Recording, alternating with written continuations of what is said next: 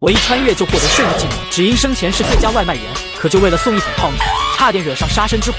擅闯灯塔者，碎碎。快闪开！怎么回事？明明听到枪响和斩击声，却没看到使用武器。职业技，你升。当心！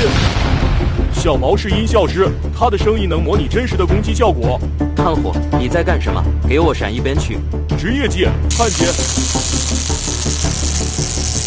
泡面是我点的，不关这个外卖小哥的事，放他走。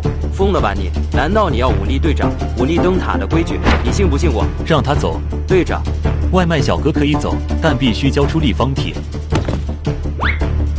还有泡面。小毛，处理掉。喂，干什么？你们难道不知道这些物资有多宝贵吗？闪开！再靠近一步，你就跟泡面一样化成粉末。你对我刚才的决定有异议？没错，你知不知道这里有多少人因为吃不上饭快要饿死？你们不要就还给我，干嘛把食物毁掉？你的话听起来很圣母，但这里是灯塔，我们不缺食物，我们更看重纪律和制度。你可以选择用暴力来捍卫你的圣母情节，我们奉陪。行了行了，都是我的错，小哥你快走吧，否则就不只是损失一桶泡面了。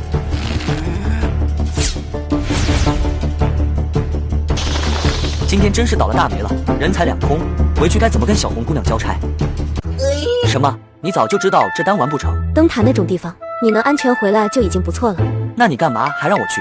我想让你知道，我们现在所处的末世是极其不公平的，有的食不果腹，吃了上顿没下顿，有的却物资充沛，拒绝分享。而我们小卖铺能做的，就是尽可能平衡这种不公，把物资交易给那些需要的人。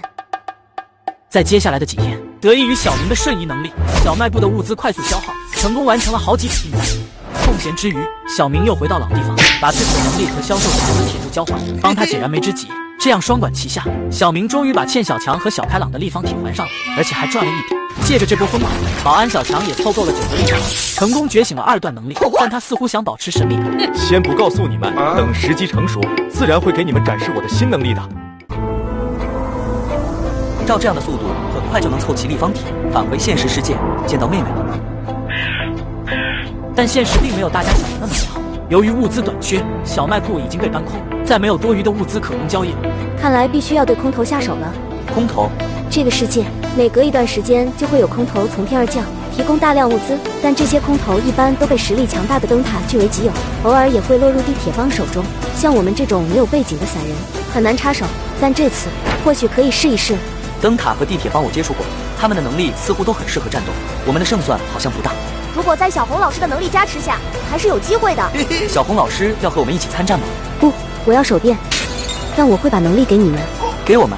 在这个世界，老师之所以地位高，就是因为老师的3段能力传授，可以把自己的能力交给别人。职业技传授，发动。小明，我现在把姐的能力给你。小开朗，求和的能力给你。这样，我们就相当于拥有了一个3段能力者和2个2段能力者。幸运的话，是有机会拿下空投的。但记住，我的能力你们最多可以使用3次。只有3次使用姐的机会吗？足够了，只要夺下空投，我就离回到现实，见到妹妹更近了。我先走一步，咱们等下会合。一定要等我们，别一个人逞强。知道了。吃鸡游戏我可没少玩，小小空投看我拿捏。又是你！哎呦，真是冤家路窄啊！小毛，队长的命令是阻拦地铁帮靠近空投，你可别恋战了。表姐放心，我会很快把他轰成渣的。职业技，你升。